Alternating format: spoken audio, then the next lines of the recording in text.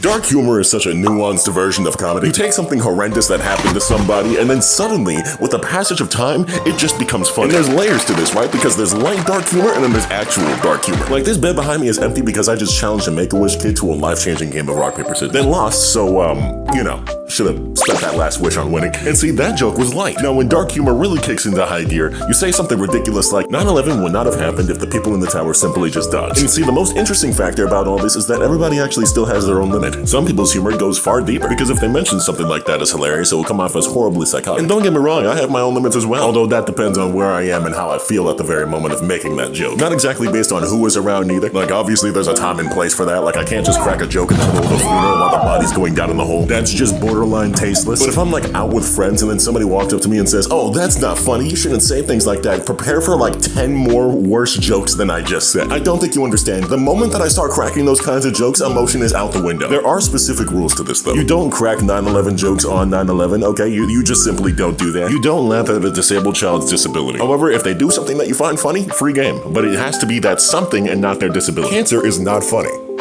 It's not funny.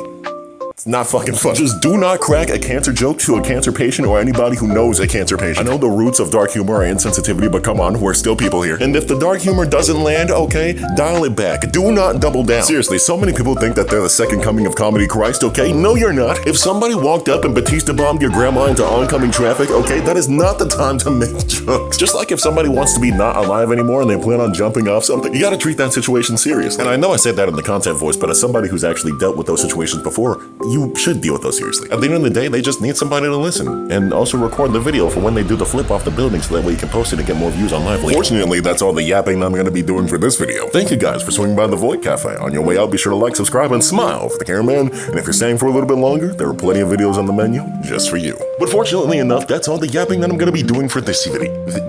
Fortunately, that's all the yapping that I'm going to be. Thank you guys for swinging by the Void Cafe. On your way out, be sure to like, subscribe, and smile for the cameraman. And if there's anything you want,